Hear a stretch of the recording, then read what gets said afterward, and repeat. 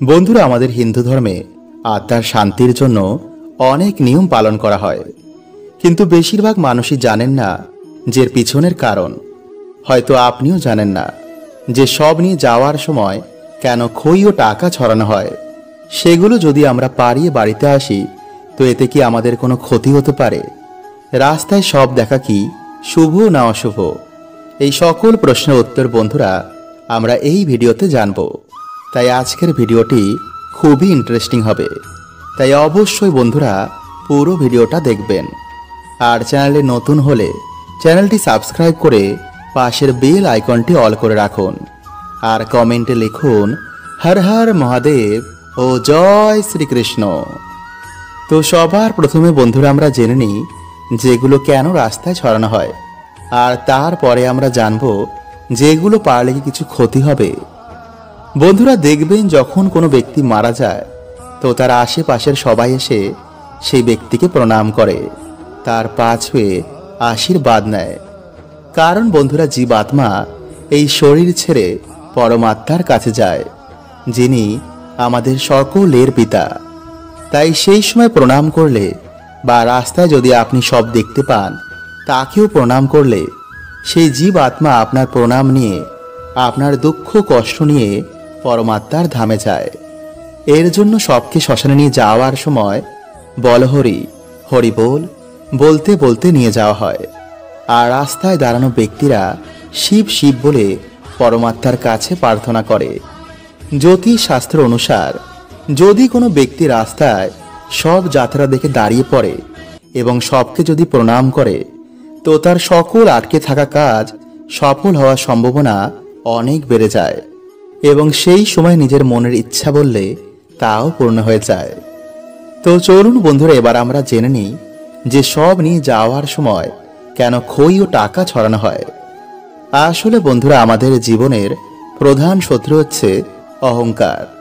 এই অহংকার মানুষকে ঈশ্বর থেকে দূরে করে দেয়। মানুষ জানে যে মাটির শরীর একদিন নষ্ট হবেই, এই সংসার সব কিছুই মিথ্যা, শুধু কিছু দিনের মিথ্যা অভিনয়। তবুও মানুষ সব জানা সত্ত্বেও এই অহংকারের জন্য আমি করে বেড়ায়। তাই সত্য মানুষকে বোঝানোর জন্যই সব নিয়ে যাওয়ার সময় খই ছড়ানো হয়। আসলে বন্ধুরা, খইয়ের ভিতরটা দেখবেন ফাঁপা হয়, কিছুটা চাপ দিলেই ভিতরে ডেবে যায়। ঠিক তেমনই বন্ধুরা মানুষের এই জীবন হয়। ভালো সময় মানুষ অহংকার করে, কিন্তু যখনই মানুষের ওপর কর্মফল আসে তখন মানুষ হাত জোর করে ঈশ্বরের শরণাপন্ন হয়। যেই শরীরটি নিয়ে সে অনেক গর্ববোধ করত, সেই শরীরটিকে একদিন শ্মশানে জ্বলতে হয়। যেই টাকা করে সে সারা জীবন কাটিয়েছে, সেই সব ফেলে একদিন তাকে চলে যেতে হয়। তাই এই সত্য মানুষকে বোঝানোর জন্যই সব নিয়ে যাওয়ার সময় খই ও টাকা ছড়ানো হয়। মানুষকে বোঝানো হয়, দেখ, এই সংসারে সব কিছু তোকে এখানে ফেলেই যেতে হবে, তো কিসের এত অহংকার, কিসের এত লোভ? এবার তো হরি নাম বল, এবার তো ঈশ্বরের নাম মুখ দিয়ে বল। এর জন্যই বন্ধুরা হিন্দু ধর্মে সব নিয়ে যাওয়ার সময় বল হরি হরি বলতে বলতে শ্মশানে যাওয়া হয়। তো এবার তো আপনি বুঝতে পারলেন যে আমাদের হিন্দু ধর্মে প্রত্যেকটি রিচুয়ালের পিছনে খুবই গুরুত্বপূর্ণ কারণ আছে। তো চলুন বন্ধুরা, এবার আমরা জেনে নিই যে শ্মশানে যাওয়ার সময় ছড়ানো খই পারলে কি কোনো ক্ষতি হতে পারে। আসলে বন্ধুরা, যখন শ্মশানে সব নিয়ে যাওয়া হয় তো এগুলো ফুল হিসাবে কাজ করে। তাই যদি আপনি এগুলোতে ইচ্ছা করে পা দেন তো অবশ্যই আপনার ক্ষতি হবে, কিন্তু যদি না জেনে এগুলোতে পা লেগে যায় তবে কিন্তু কোনো দোষের নেই। তাই যদি বন্ধুরা আপনাদের ভিডিওটি ভালো লাগে তো অবশ্যই বন্ধুদের সাথে শেয়ার করতে একদম ভুলবেন না। আর এরকম আরও ভিডিও পেতে আমাদের চ্যানেলটি সাবস্ক্রাইব করে পাশের বেল আইকনটি অল করে রাখুন। বন্ধুরা, আমাদের গরুর পুরাণে মৃত্যুর পরবর্তী জীবন, মৃত্যুর পর আত্মার সাথে কি হয়, কিভাবে একজন জীবাত্মার মৃত্যুর পর স্বর্গ ও নরক ঠিক হয়। এছাড়া বন্ধুরা, এই ধর্মগ্রন্থে লেখা রয়েছে যে প্রিয়জনের মৃত্যুর পর তার প্রিয়জনদের কিছু নিয়ম পালন করা উচিত। এছাড়া বন্ধুরা, এটি বর্ণিত রয়েছে যে প্রিয়জনের আত্মার শান্তির জন্য তার প্রিয়জনদের এই সময় তর্পণ ও পুণ্য আদির কাজ করা উচিত, যাতে মৃত প্রিয়জন তার পরবর্তী যাত্রায় শক্তি প্রাপ্ত করে। তাই বন্ধুরা, আমরা এই সময়ই মৃত প্রিয়জনের উদ্দেশ্যে আমরা এই 13 দিন কিছু নিয়ম পালন করি। আর এই সময় বন্ধুরা আমরা শ্রাদ্ধ সংস্কার করি। কিন্তু বন্ধুরা, এই ভোজন করার সময় আমাদের সাথে কি হয়? এই ভোজন করা কি শুভ? মৃত্যুর পরবর্তী 13 দিন আত্মা বাড়িতে কি করে? এই সকল প্রশ্নের উত্তর বন্ধুরা আমরা আজকের এই ভিডিওতে জানব। তাই বন্ধুরা, আপনারা কিন্তু অবশ্যই ভিডিওটি পুরো দেখতে ভুলবেন না। বন্ধুরা, আমরা অনেকেই শ্রাদ্ধ বাড়িতে ভোজন করেছি, কিন্তু আপনারা কি একটি জিনিস লক্ষ্য করেছেন যে শ্রাদ্ধ বাড়িতে ভোজন করার পর আমাদের পেট ভার হয়ে থাকে, তাই না? আসলে বন্ধুরা, গরুর পুরাণ অনুসার মানুষের মৃত্যুর পর আত্মার শান্তির জন্য 13 দিনে তার কাজ করা হয়। তবে অনেকেই 11 দিনে এই কাজ করে থাকেন, কিন্তু হিন্দু শাস্ত্র অনুসার 13 দিনে কাজকে উত্তম বলে মানা হয়েছে। কারণ বন্ধুরা, গরুর পুরাণ অনুযায়ী মৃত্যুর 13 দিন অবধি আত্মা বাড়িতেই থাকে। সে তার অন্তিম সংস্কার হতে নিজের চোখে দেখে। তার পরিবারের লোকেরা মৃত আত্মার শান্তির জন্য পিণ্ড দান করেন। এতে মৃত আত্মার শরীর নির্মাণ হয়।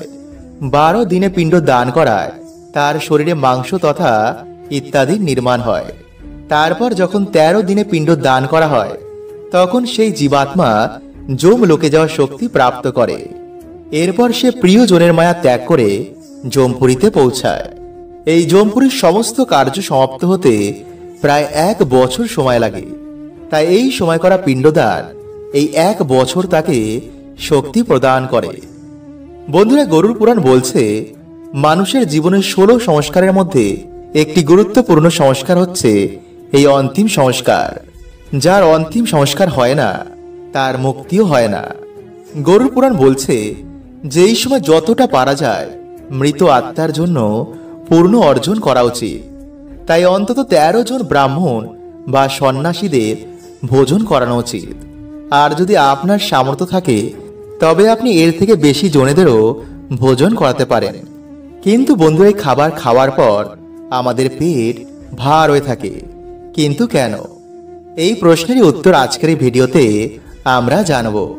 তাই ভিডিওটা অবশ্যই বন্ধুরা আপনারা পুরো দেখুন। তো নমস্কার বন্ধুরা, আমি রাজু, আর আমাদের চ্যানেলে আপনাদের স্বাগত।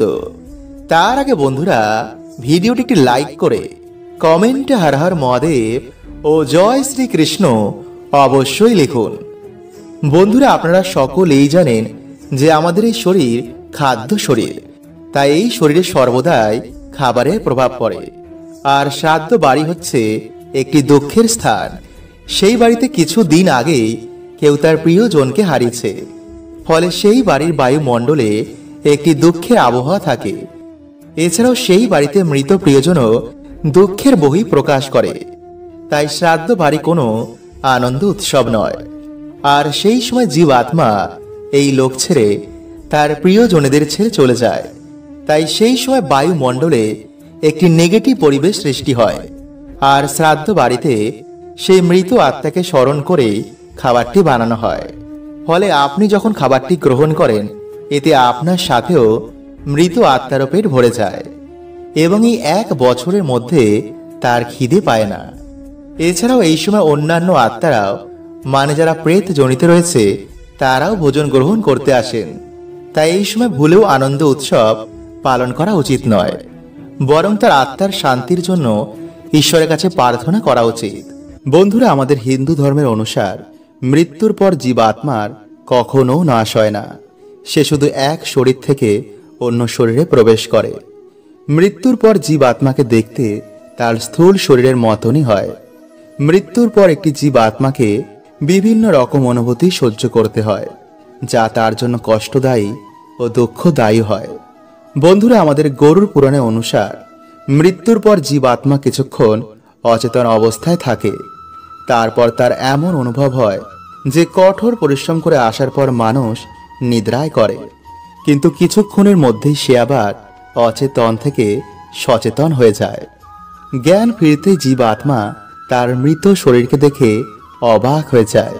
সে তার পরিবারের লোকজনদের কাছে গিয়ে বিভিন্নভাবে ডাকে, কিন্তু সেই কথা ভৌতিক না হওয়ার জন্য আমরা শুনতে পাই না। ফলে এই সব দেখে জীবাত্মা চিন্তিত ও দুঃখী হয়ে যায়।